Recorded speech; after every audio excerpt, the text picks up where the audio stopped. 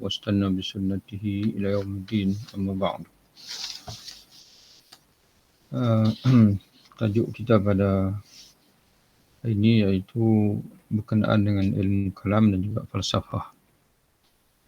Imam Al-Ghazali rahimahullah akan menjelaskan kepada kita sejauh mana keperluan seorang Muslim untuk mempelajari ilmu kalam dan juga ilmu falsafah.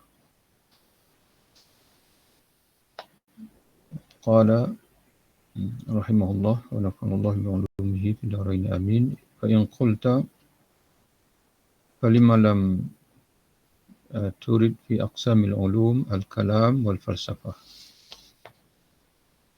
Kalau anda bertanya, mengapa anda tidak membentangkan ilmu kalam dan falsafah dalam bermacam-macam ilmu itu, dan anda terangkan bahawa keduanya itu tercela atau terpuji.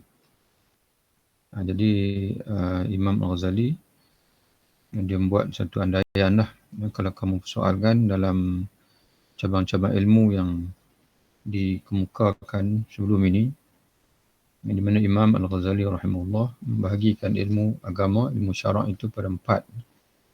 Ilmu usul, ilmu cabang. Ilmu usul iaitu Al-Quran, Al-Hadis ataupun As-Sunnah, Aqwalus Sahabah ataupun Asarus Sahabah, dan juga Ijma'. Itu usul. Kemudian ilmu cabang. Ilmu cabang ada 2. Cabang syariat duniawi iaitu fiqh, dan cabang syariat ukhrawi iaitu ilmu ahwal qalbi, ilmu hal-ehwal hati ataupun ilmu tasawuf. Kemudian yang tiganya ilmu al-muqaddimat. Al-muqaddimat dipanggil, iaitu ilmu pengantar. Ilmu pengantar yang terdiri dari ilmu bahasa Arab, ilmu ilmu bahasa lah, ilmu bahasa, kemudian ilmu alat lah, ilmu alat, ilmu usul fiqh, ilmu salah hadis dan sebagainya. Dan yang keempat ilmu al-mutammimat, ilmu pelengkap, ilmu pelengkap. Jadi kalau kamu bertanya, mengapa tidak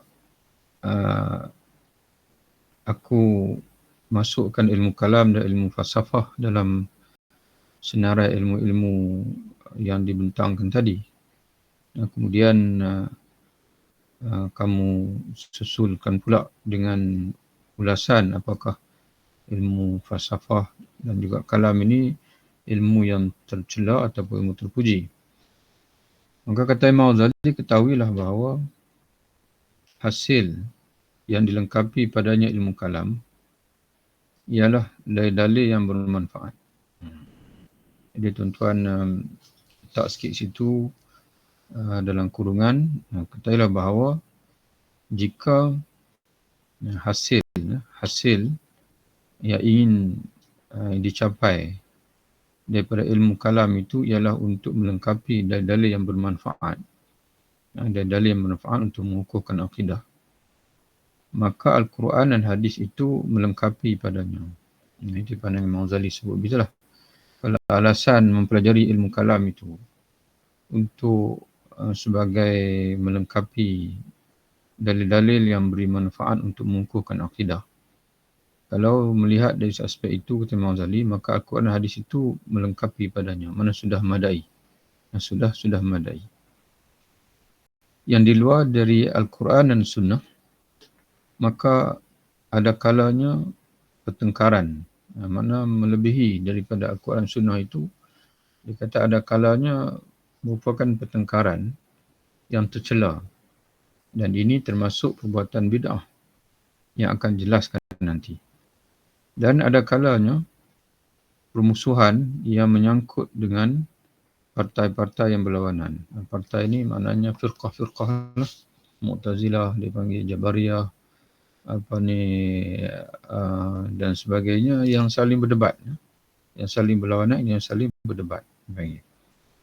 Jadi sama ada dipanggil yang melebihi daripada Quran hadis, itu sama ada kata dia pertengkaran, ya, jidal dipanggil, ataupun permusuhan. Dan merentang panjang dengan mengambil kata-kata yang kebanyakannya batil dan keliru, dipandang, maknanya berlebih-lebihan dipanggil. Tawassu' dipanggil, atau berlebihan dipanggil, orang kata apa, berlebih-lebih lah dalam mengambil kata-kata yang kebanyakannya batil dan keliru, dipandang buruk oleh peribadi yang baik. Mana orang baik, dia tak akan suka untuk berdebat panjang, untuk orang kata apa, menyibukkan diri dalam perkara yang sifatnya pertengkaran ataupun permusuhan di antara puak-puak yang saling bertentangan. Jadi orang yang baik pribadinya nak akan memandang buruk perbuatan itu dan ditolak oleh telinga yang sihat. Makna pendengaran macam kita sendiri lah. Bila dengar orang bertengkar, kalau hati kita baik, kita tak akan menyibukkan diri dalam pertengkaran itu. Kerana seorang mukmin itu dia ada tugas, dia panggil. Dia tahu tanggungjawab dia yang sebenarnya adalah ubudiyah kepada Allah Subhanahu Wa Taala. Hanya kalau dia diperlukan saja untuk mempertahankan akidah, barulah dia akan tampil. Jadi semata-mata untuk menjadi pemenang saja, itu bukan bentuk pemikiran seorang mukmin. Dia menjadi pemenang kalau kemenangan itu bermanfaat untuk agama. Dan sebahagiannya lagi campuran pada yang tak ada hubungan dengan agama. Bahkan tak dikenal. Mana sebahagian ilmu kalam itu adalah campuran pada yang tidak ada hubungan dengan agama. Mana dia semata-mata dipanggil falsafah, semata-mata orang kata apa, warisan berilmu sebelum ini, Greek, Yunani dan sebagainya. Sebab itu kata Imam Ghazali, bahkan tak dikenal pada masa pertama dari agama, itu zaman sahabat. Bahkan dipanggil ilmu kalam itu yang berlebihan daripada agama, dipanggil itu tidak pernah dikenal pada masa pertama daripada agama. Ini pada zaman awal Islam, itu para sahabat. Jadi kita jangan buat kesimpulan lagi bahawa Imam Ghazali seolah macam menutup terus ilmu kalam ini, kerana selepas ini dia akan jelaskan faktor yang menyebabkan ilmu kalam itu menjadi perlu kerana perubahan zaman. Kerana asalnya tak dikenal, bahkan menyibukkan umat Islam daripada Al-Quran dan juga hadis Nabi SAW. Dan adalah turut campur padanya dengan keseluruhan termasuk bid'ah. Kerana kalau kita nak bergelumang 100% keseluruhan ilmu kalam, itu bid'ah, kata dia. Tetapi sekarang, dia kata sekarang hukumnya telah berubah kerana telah muncul bid'ah yang menyeleweng dari kehendak Al-Quran dan Sunnah. Dan telah tampil satu golongan yang mencampur adukkan barang yang tak jelas. Maknanya barang yang dipanggil apa, yang samar-samar. Benda yang mengelirukan umat Islam. Yang dibawa oleh Mu'tazilah, dibawa oleh Jabariyah, oleh Syiah dan sebagainya.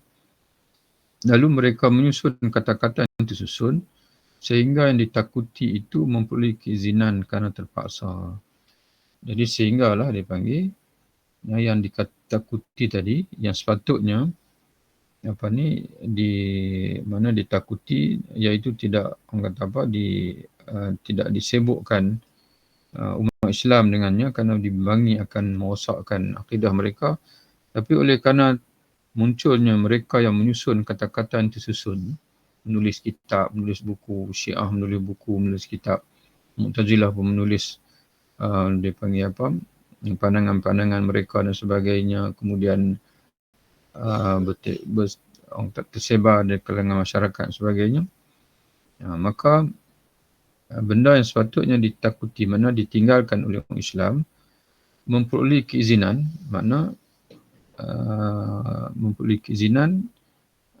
kerana terpaksa. Maknanya diizinkan untuk dipelajari dengan sebab darurat. Jadi bukan ilmu kalam itu kata Imam Ghazali satu benda yang diizinkan daripada awal.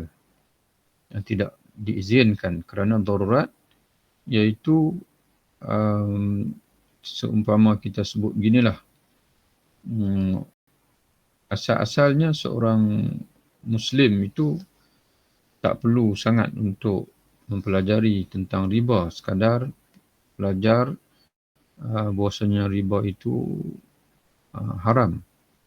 Tak perlu dah nak mempelajari bagaimana kaedah riba dan sebagainya. Tapi oleh kerana pada zaman hari ini, zaman kita hari ini, riba itu telah menjadi satu sistem ekonomi. Dia menyebabkan ulama-ulama sendiri pun terpaksa belajar bagaimana kaedah riba itu untuk mereka mengeluarkan hukum dengan jelas, dia panggil. Kerana di sana ada kaedah menyebutkan al-hukmu ala syai' far'un an tasawwurihi.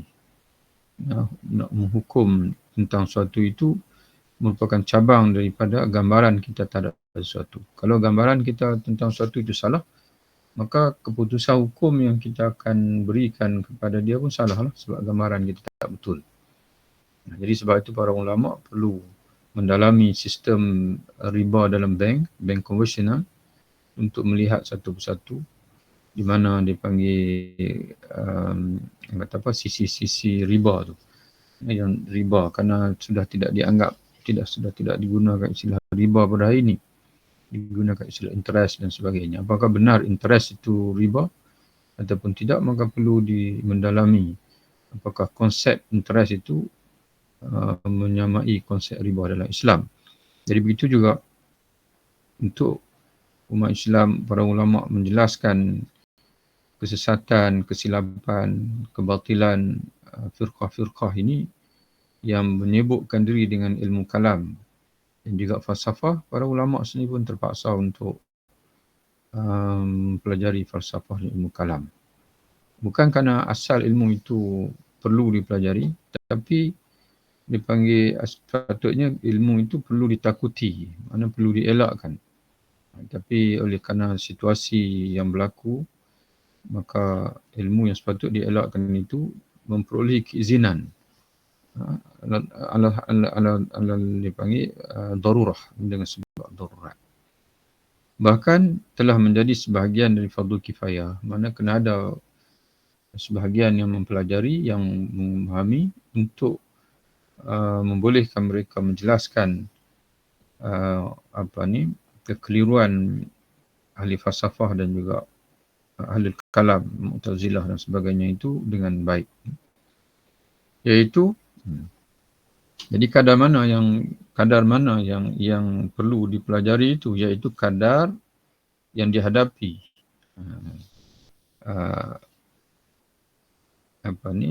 Nak pindah sikit yang tu. Iaitu kadar untuk menghadapi.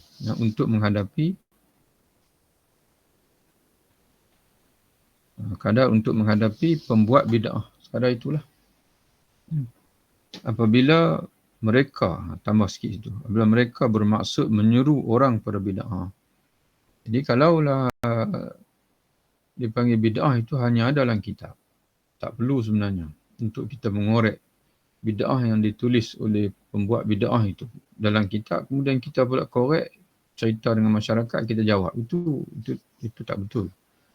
Sebab itu, sebagai contohnya pada hari ini, wallahu alam, kita perhatikan cabaran yang paling besar yang dihadapi oleh akidah umat Islam pada ini bukan Mu'tazilah, bukan Jabariyah, bukan Qadariyah dan sebagainya, maka sudah tidak ada pada zaman ini. Tak perlu lagi kita nak korek tulisan-tulisan Mu'tazilah, nak cerita masyarakat itu, nak jawab dan sebagainya.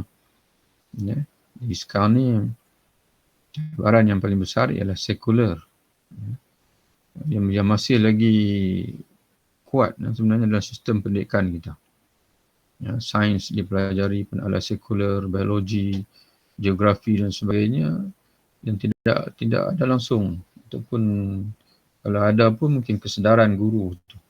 Dalam teks rasanya tidak disebut tentang ayat Quran, walaupun dalam Quran penuh dengan ayat-ayat al-kauniyat, ayat-ayat tentang alam. Tapi tidak dimasukkan dalam buku teks, sains, biologi dan sebagainya. Kalau pelajar nak dengar tentang Tuhan ni, kena tunggu sesi pengajian agama Islam lah. Wallahualam kalau sekarang berubah, alhamdulillah, tapi sejauh mana itu wallahualam. Tapi maknanya sekarang ni liberal, pluralism, itu dipanggil apa? Pemikiran bebas, dipanggil hedonism, dalam bahasa Arab sebut al-ibahiyah. Itu yang sebenarnya yang sedang menjadi penyakit yang melata remaja-remaja kita sekarang ni. Yang masuk melalui media massa, melalui media sosial, masuk melalui pengaruh-pengaruh inilah, pengaruh hiburan yang melampau dan sebagainya. Sebenarnya bukan datang hiburan saja tu. Dia adalah pemikiran, akidah, pegangan dia panggil dunia semasa pada hari ini. Patutnya itu yang perlu dipelajari sungguh-sungguh oleh ustaz kita untuk dia berhadapan dengan cabaran pada hari ini. Tapi nampaknya tidak berlaku itu. Kerana pengajian akidah ini terikat dengan dengan tulisan-tulisan yang dipanggil yang pada zaman dulu, bukan tulisan-tulisan pada zaman hari ini. Dan kita perlu beranilah nak sebut, walaupun mungkin orang mungkin salah faham dengan kita, seolah macam kita nak mengkritik. Tidak ada salahnya kita nak mempelajari kitab-kitab turas, tapi kita kena ingat bahawasanya permasalahan cabaran dunia ini dia tidak kekal satu standard yang lama. Dia sentiasa berhadapan dengan cabaran-cabaran yang baru. Sebab itu Imam Ghazali sendiri pun disebut, iaitu kadar untuk menghadapi pembuat bid'ah. Jadi sekarang ni kita kena kenal pada zaman kita siapa tokoh yang buat bid'ah itu. Mana bid'ah di sini maknanya mengeluarkan pemikiran-pemikiran yang baru yang bercanggah dengan agama tu. Siapa sekarang ni? Yang itu kita kena kenal.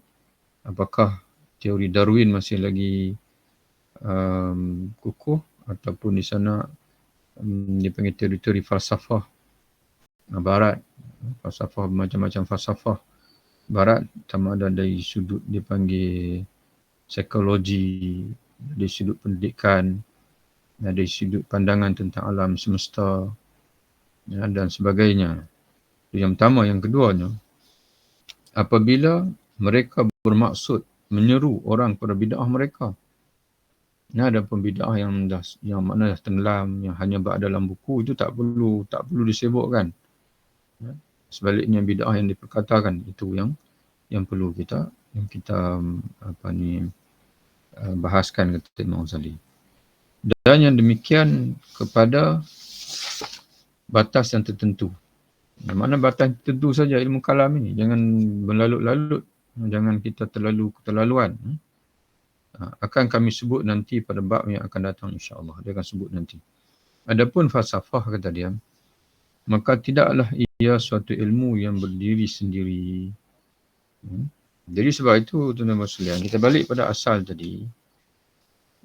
Kalaulah kita kata tujuan ilmu kalam itu untuk mengukuhkan hujah-hujah akidah, kata Imam Ghazali, memadai dengan hujah-hujah akidah yang ada dalam Quran.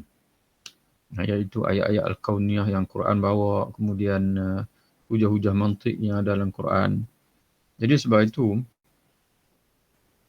wallahualam, para ulama hampir sepakat, ahli sunnah wal jamaah, semua kalangan, tak kira apa saja aliran, untuk orang awam, akidah yang paling baik, matan akidah yang paling baik ialah akidah tahawiyah. Akidah tahawiyah. Kerana dia bebas penuhnya daripada kalam. Kerana kalam ini, kita perlu juga mengajar anak-anak murid kita, tapi perlu menekankan dari sudut dipanggil hujah aqliyah tu. Hujah aqliyah itu makna membina kekuatan dan kemahiran anak-anak kita untuk berhujah, dipanggil. Bukan semata-mata kita kata, kerana hujah aqliyah pada zaman hari ini perlu masuk satu lagi, iaitu dia panggil berhujah secara saintifik dia panggil. Bukan lagi berhujah secara logik dia panggil. Berhujah secara logik dia panggil itu mantik logik ni, itu mantik yang lama lah. Jadi sekarang ni orang kata apa, berfikir secara saintifik tapi dengan acuan Al-Quran Al-Karim. Acuan Al-Quran Al-Karim.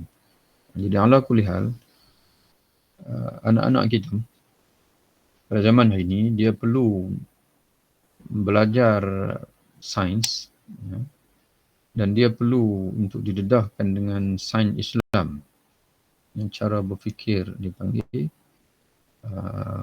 dengan kata apa, dengan sains Islam lah.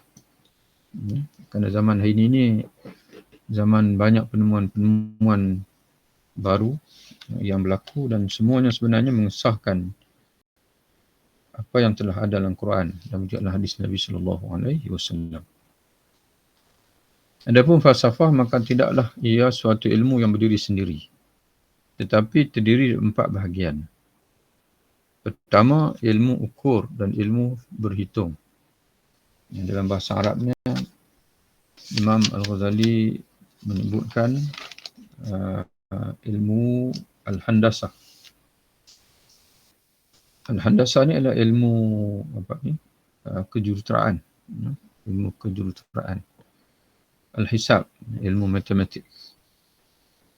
Keduanya mubah, dibolehkan, diharuskan sebagaimana telah diterangkan.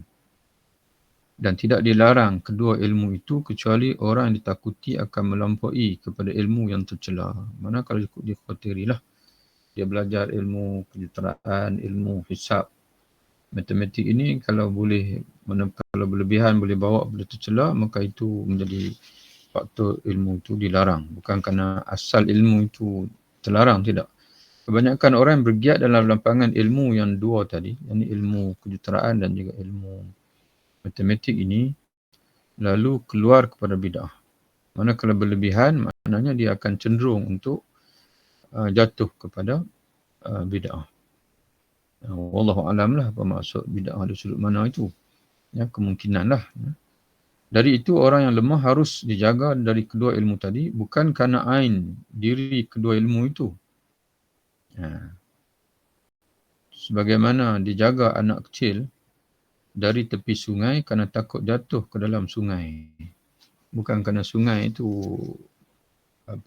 sungai itu baik, tapi oleh kerana dia anak kecil, bila terjatuh dalam sungai, sungai itu dalam, maka akan binasakan dia. Sungai itu sendiri itu satu benda yang bermanfaat. Jadi begitulah juga ilmu-ilmu ini, walaupun baik, walaupun harus, tapi ada ketikanya kalau kita keterlaluan, tersibuk-sibukkan diri dengan dia, mungkin kita tidak ada masa untuk mempelajari agama dan sebagainya. Dan sebagaimana dijaga orang baru masuk Islam daripada bercampur baur dengan orang kafir, kerana ditakuti membahayakan kepadanya. Sedang orang yang kuat tak akan tertarik kepada bercampur dengan mereka. Jadi bukan kerana Islam memang sememangnya tak benar orang Islam bergaul dengan orang kafir. Cuma kadang-kadang orang yang mungkin dia baru masuk Islam, kalau kita biarkan dia bergaul dengan kawan-kawan lama yang masih kafir, mungkin dia akan patah balik kepada kekufuran. Kita sebut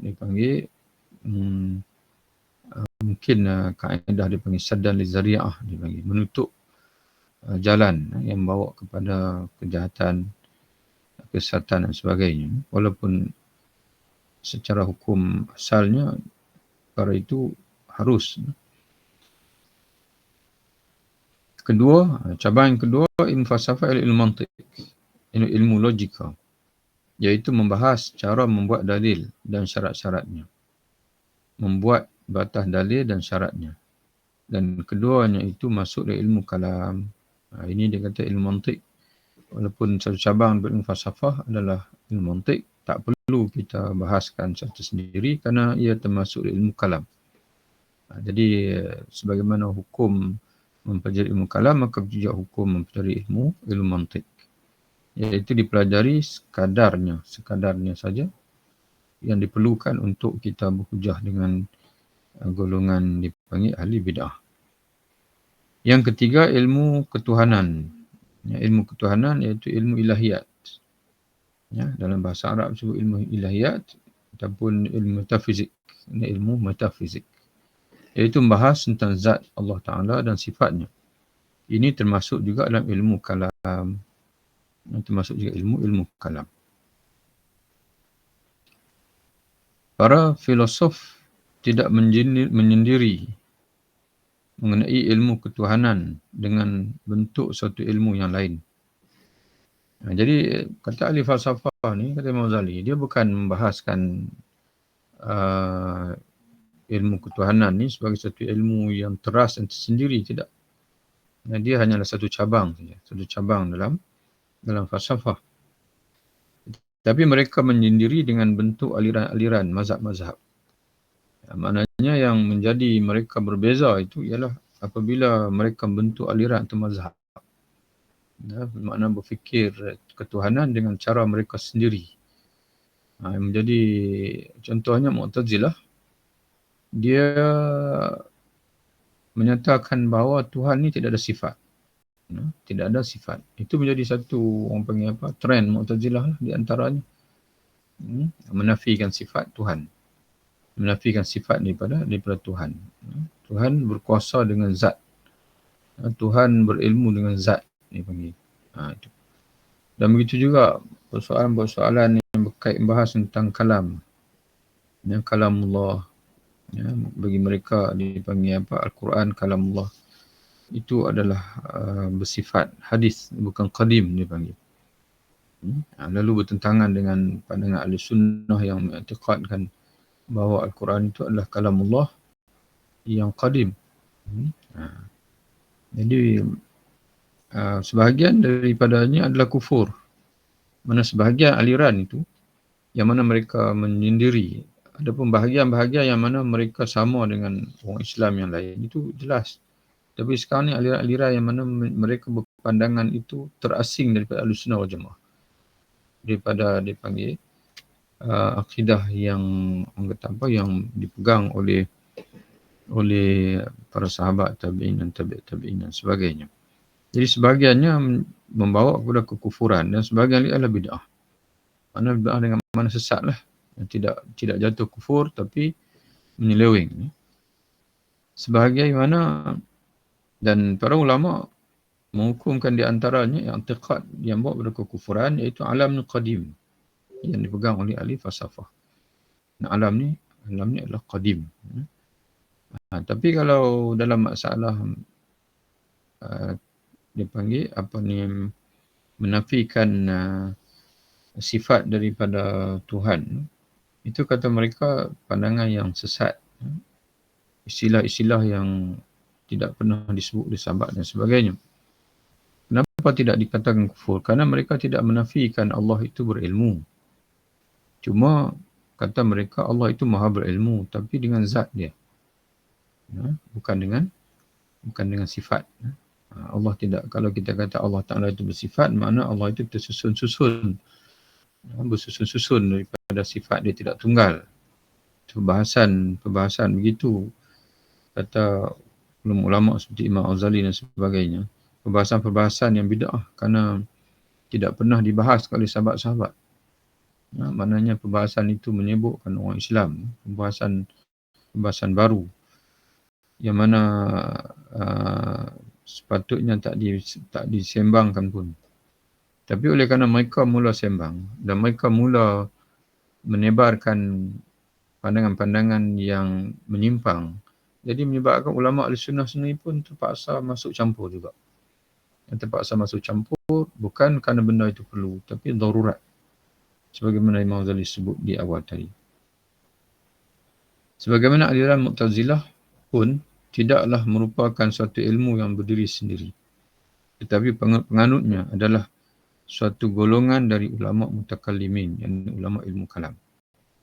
Dan ahli perbahasan dan pendidikan itu menyendiri dengan mazhab-mazhab yang batil. Sama seperti itu pula filosof, ahli falsafah. Jadi berlega di antara itulah dipanggil Kalau tidak jatuh kepada kekufuran sekalipun, maka mereka telah jatuh dalam bid'ah, dalam kesesatan. Sebab tu Imam Syafi'i rahimahullah, imam-imam mazhab 4, mereka melarang orang awam disibukkan dengan ilmu kalam. Walaupun Imam Abu Hanifah sebagai contohnya, dia terlibat juga dengan perdebatan dan sebagainya, sekadar tanggungjawab saja, sekadar tanggungjawab untuk mempertahankan akidah, untuk berhujah bagi pihak Ahlussunnah wal Jamaah dan berdepan dengan golongan ad-dahriyin, golongan yang menafikan Tuhan. Adapun dalam pengajaran-pengajaran majlis-majlis ilmu, mereka tidak akan ajar anak-anak murid mereka. Sebab itu tidak ada dia panggil Imam Syafi'i, apatah lagi Imam Syafi'i tidak ada tulisan dia yang berkait dengan ilmu kalam. Adapun Imam Abu Hanifah ada tulisan dia yang berkait dengan akidah, iaitu Fiqhul Akbar. Fiqhul Akbar yang dikatakan bahasa usul daripada Imam Abu Hanifah, walaupun sebahagian menyatakan tidak, sebenarnya Imam Abu Hanifah tidak menulisnya. Mungkin ditulis oleh orang lain. Kemudian yang keempat, ilmu alam. Cabang ilmu falsafah yang keempat itu ilmu alam. Ilmu alam ini dia terjemahan pada at-tabi'iyat. At-tabi'iyat. Ilmu dia panggil alam tabi'i. Ilmu alam tabi'i. Sebahagian daripadanya menyalahi syarak dan agama yang benar. Itu adalah kebodohan, bukan ilmu pengetahuan, sehingga dimasukkan dalam bahagian-bahagian ilmu. Sehingga maknanya untuk dimasukkan dalam bahagian ilmu, mana tak perlu, kerana itu bukan, kata Imam Ghazali, dia bukan ilmu sebenarnya, tapi dia adalah kejahilan. Bodoh makna kejahilan, bukan ilmu. Maknanya telahan-telahan, contohnya ilmu dipanggil apa istilahnya ini dipanggil teori-teori kosmik, kosmik yang diwarisi daripada Greek, zaman Greek dulu, tentang alam tujuh, dipanggil alam, orang kata apa, susunan alam sebagaimana dipegang oleh sebahagian ahli falsafah Islam sendiri yang mencedok daripada daripada Greek dululah, daripada ahli falsafah sebelum Islam. Ya, sebenarnya teori-teori alam ni dia berubah. Dia berubah dari masa ke semasa. Kalau zaman dulu, zaman pada ketika tidak ada kaedah untuk mencerap, tidak ada kaedah untuk mencerap, tidak ada ilmu astronomi, tidak ada teropong, tidak ada satelit dan sebagainya, maka orang menggunakan, orang kata apa, kekuatan minda dia lah, akal dia, untuk membuat telahan-telahan, ramalan-ramalan tentang alam di luar daripada bumi, di luar daripada bumi. Jadi sebab itu hari ini kita perhatikan banyak berlaku perubahan dan sebagainya. Ala kulli hal, kita tengok kepada Al-Quranul Karim, sumber ilmu ini dia merangkumi sumber paling atas adalah wahyu. Sumber paling atas adalah wahyu. Sebab itu walaupun orang barat menafikan tentang Sidratul Muntaha, Baitul Ma'mur, 7 lapis langit, tapi kita tetap kukuh bahwasanya alam ini ada alam arash, ada alam kursi, ada alam as-samawati wal ard, 7 lapis, ada di sana Sidratul Muntaha, ada mustawa, ada dia panggil Lauhul Mahfuz dan sebagainya. Karena itu berdasarkan pada wahyu. Yang keduanya, sumber ilmu yang kedua iaitu akal. Akal. Rasional. Sumber ilmu yang ketiga iaitu panca indera. Jadi pencera indera ini selagi dia panggil dapat disahkan secara empirikal, secara dipanggil istiqra'. Dan kerana sebab itu istiqra' ni juga merupakan mantik. Nanti istiqra'i merupakan mantik yang dirintis oleh Islam sebenarnya. Dan dia Imam Ghazali, Imam Syafi'i sendiri pun yang menjalankan banyak hukum hakam dia dalam fiqh itu berdasarkan kepada istiqra'. Istiqra' ni adalah dipanggil survey. Dia buat survey sebagai contohnya wanita-wanita pada zaman dia. Lalu dia menyimpulkan bahawa berdasarkan kepada apa yang dia perhatikan, wanita-wanita Arab umur paling cepat haid adalah 9 tahun. Tidak ada dalil Quran ke hadis. Maka disebut Imam Ghazali, Imam Syafi'i, itulah istiqra', berdasarkan kepada istiqra'. Berdasarkan kepada dipanggil apa? Tinjauan yang dia lakukan. Aghlabiyah, kebanyakan. Kalau tidak semua pun, makna majoriti wanita-wanita 9 tahun kedatangan haid. Dan begitu juga misalnya umur putus haid yang ditetapkan 60 pun berdasarkan kepada istiqra' dan sebagainya. Jadi Islam iktiraf. Tapi jika sekiranya benda-benda yang di luar bidang akal sebagai contohnya, sepatutnya alam ni sama ada wahyu itu memang sedialah, maknanya kita wajib terima, okay? Ataupun berdasarkan pencerapan pun Islam mengiktirafkan dalam Quran pun Allah Ta'ala suruh kita perhatikan. Tiba-tiba orang zaman dulu ketika mana kaedah mencerap itu terlalu dipanggil lemah, dan mereka pula tidak orang kata tidak didatangi oleh wahyu, lalu mereka membuat andaian-andaian tentang alam melebihi daripada kemampuan indera pada ketika itu, maka dia menjadi khayalan lah. Dia menjadi khayalan dipanggil. Kerana keputusan yang keluar itu tidak berdasarkan kepada dapatan sumber yang kukuh. Sebab itu para ulama, Imam Ghazali sendiri pun menyatakan bahawa sebahagian daripada dapatan ilmu alam tabi'i itu ialah kebodohan.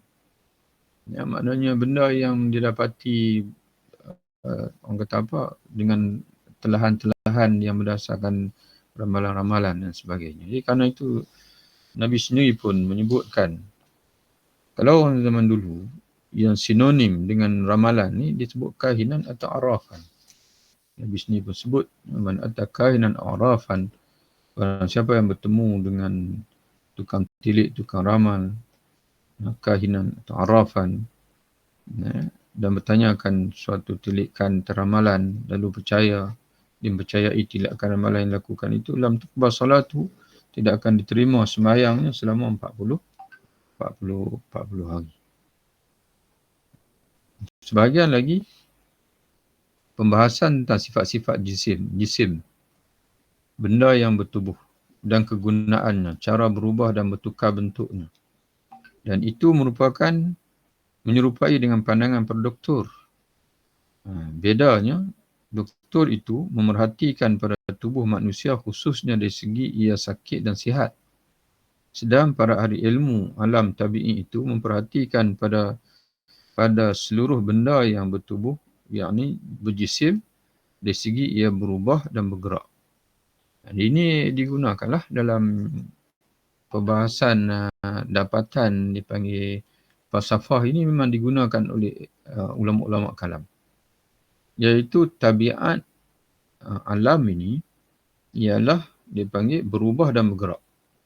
Dia sentiasa taghayyur dia panggil. Jadi menunjukkan bahawasanya dia itu hadis, baharu.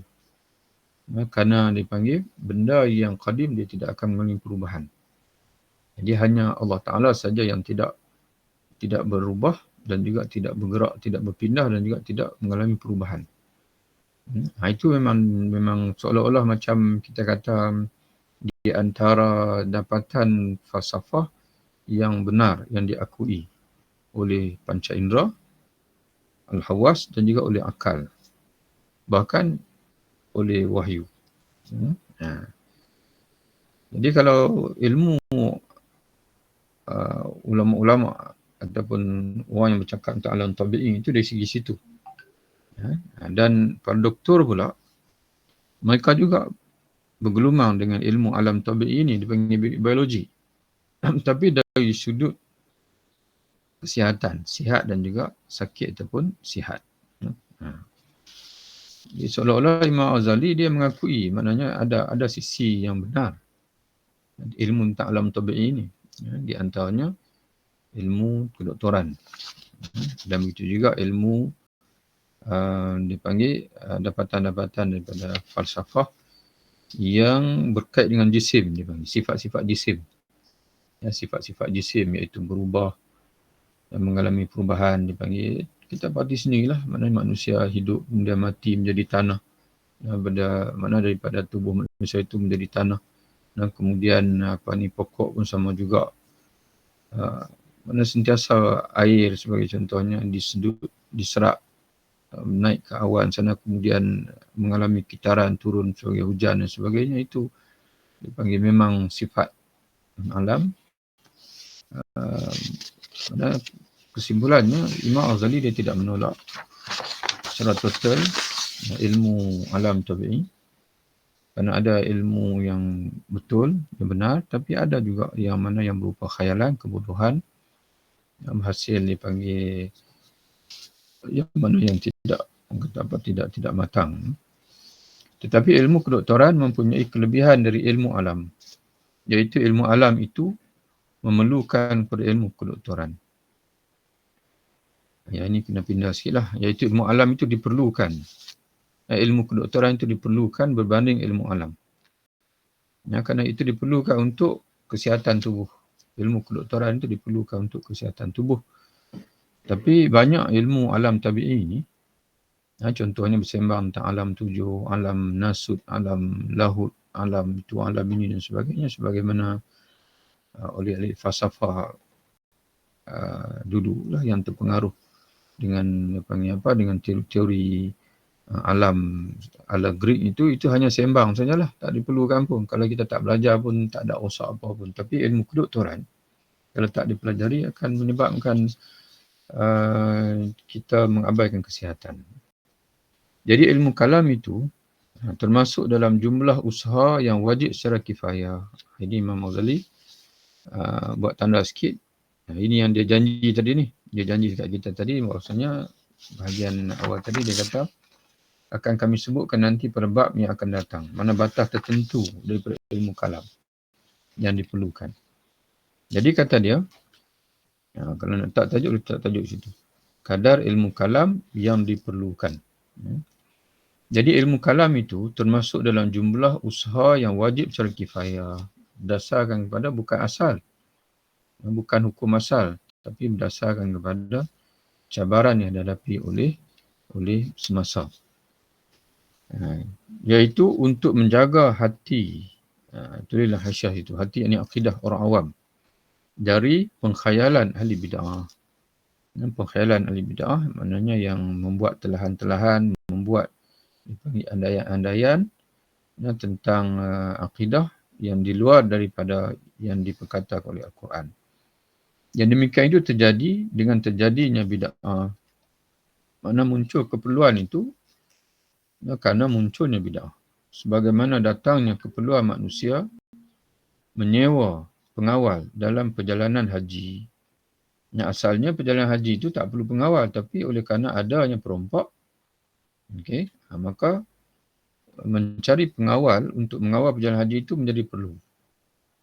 Asalnya mempelajari ilmu kalam tak perlu, tapi oleh kerana ada ahli bid'ah yang berkatakan ilmu falsafah yang songsang ataupun ilmu-ilmu ilmu-ilmu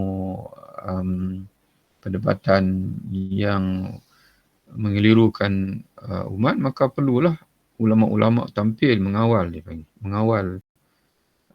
akidah umat Islam dengan menggunakan senjata yang sama yang mereka gunakan, iaitu mantik ataupun kalam. Dengan adanya kezaliman, sebagaimana datangnya keperluan manusia menyewa ni mengupah pengawal dalam perjalanan haji dengan sebab adanya kezaliman dan perampokan di jalan yang dilakukan oleh orang Arab. Orang Arab tulis itu Badui, oleh orang Badui. Kalau orang Arab itu, mana orang Badui lah, telah meninggalkan pemusuhan, yang makna perampokan, kezaliman tadi, maka tidaklah menyewa pengawal itu menjadi syarat dalam perjalanan haji.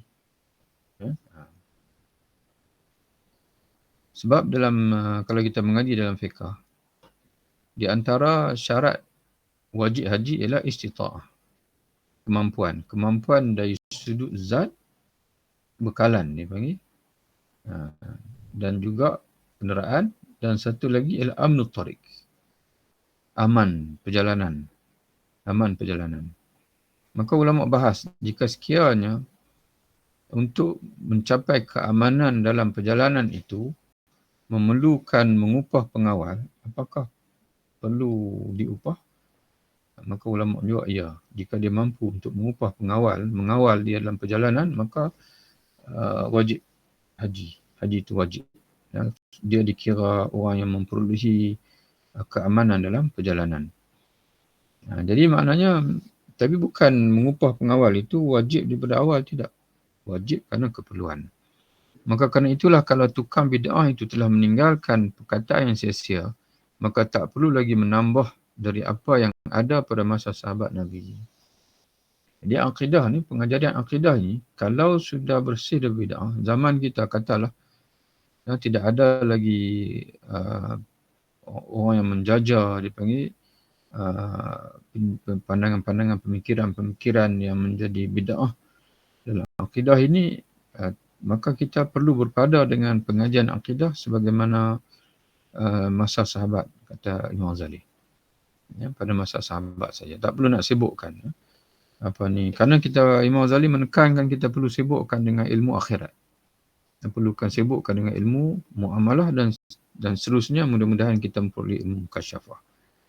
Maka ahli ilmu kalam hendaklah mengetahui akan batasnya lah agama. Jadi ahli ilmu kalam dia kena tahulah batas ni. Jangan dia berlalut-lalut pula, berlebihan pula. Kira nak tawasuk dalam perkara yang tak perlu. Dan kedudukan ilmu kalam dalam agama sebagai kedudukan pengawal dalam perjalanan haji. Apabila pengawal tidak melakukan pengawalan, nescaya dia tidak termasuk dalam jumlah orang haji. Ya. Jadi kita, oleh sebab pembahasan ni masih panjang lagi, kita berhenti di sinilah. Kita berhenti di sini.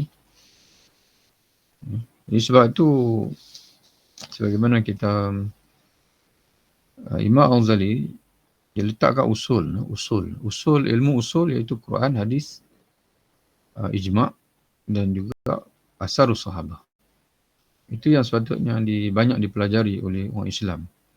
Orang Islam ni perlu banyak mengaji tafsir. Dan kalau boleh, sebelum dia meninggal, mana dia melalui setiap ayat Quran. Kalau kita ambil tempoh Quran turun 20 tahun, 23 tahun, kita perlu persoalkan, apakah kita memperoleh 23 tahun ini? Bayangkanlah, kalaulah Allah Ta'ala kurniakan usia kepada kita 60 tahun, tidak ada alasan untuk kita menyatakan bahawa kita tidak cukup tahun untuk mempelajari setiap ayat Quran 23 tahun. Kerana Allah Ta'ala kurniakan kepada kita 60 tahun. Jadi kerana itu sepatutnya sejak usia kita 15 tahun lagi kita sudah mempelajari tafsir satu persatu, dan 23 tahun itu bila kita berusia 30 tahun kita sudah selesai semua. Tapi nak buat macam mana, kerana cabaran zaman, mungkin kita terpaksa belajar juga ilmu-ilmu kalam dan sebagainya, menyebabkan kita tidak ada masa untuk menghabiskan Quran. Dan mesti juga hadis Nabi. Hadis Nabi ini kita perlu tanya, berapa banyak hadis yang kita pelajari. Patutnya takkan dalam usia kita 60 tahun Allah Ta'ala berikan hanya 50 hadis saja, 100 hadis. Sepatutnya 1000 hadis, 2000 hadis. Sepatutnya kita pelajari dengan sungguh-sungguh.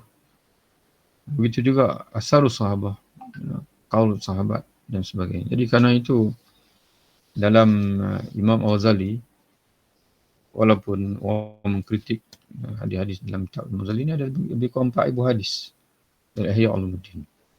Ada 4,000 hadis. Mana memang Imam Ghazali memang asakkan semua. Quran hadis, Al-Quran hadis, dan juga di antara yang kita akan bertemu banyaknya Ihya Ulumuddin ini adalah asarus sahabah. Imam Ghazali masukkan hampir benda-benda yang menjadi teras. Maknanya benda-benda yang disepakati oleh dari segi fiqahnya, dari segi tasawufnya, mana benda-benda yang disepakati oleh sekelompok ulama, maksud itulah ilmu yang diperlukan. Dan dia tak masukkan ilmu-ilmu yang mana yang kita kata yang khilaf, yang tak perlu kita pelajari pun. Itu apa ni, mudah-mudahan masa yang berbaki kepada kita ini, kita walaupun berbaki mungkin kita tak tahu banyak lagi, baki mungkin setahun, 2 tahun, 3 tahun, 4 tahun, 5, 6 tahun dan sebagainya, maka berilah penumpuan kepada ilmu usul. Ilmu untuk memahami Al-Quran, untuk memahami hadis Nabi SAW, dan juga ilmu tentang dipanggil apa, mana ilmu dalam daerah dipanggil muamalah. Muamalah Imam Ghazali tekankan pada kita, iaitu ilmu-ilmu yang kita perlukan untuk mencapai kebahagiaan abadi di akhirat. Ya, sa'adah al-abadiyah fil akhirah. Dan ilmu-ilmu yang semata-mata perbahasan saja, itu kita tinggalkanlah. Yang kita tinggalkan, kecuali kalau kita diuji oleh Allah, terpaksa terlibat dengan perbahasan dan sebagainya untuk berdebat dengan golongan-golongan bid'ah, maka itu Allah Ta'ala akan bagi pahala lah. Pahala kita mempertahankan agama. Tapi bagi kita yang tak perlu itu, tak terlibat dalam dipanggil apa, dalam tugas mempertahankan akidah ini, maka kena tumpukan kepada ilmu yang sebenar-benar ilmu itu. Ya, Imam Al-Ghazali sebut dengan ilmu usul, ilmu usul. InsyaAllah kita jumpa lagi. Wallahu a'lam bishawab. Assalamualaikum warahmatullahi wabarakatuh. Waalaikumsalam. Ya. Terima kasih Ustaz. Ya, sama. Jumpa lagi lah insyaAllah. InsyaAllah Ustaz.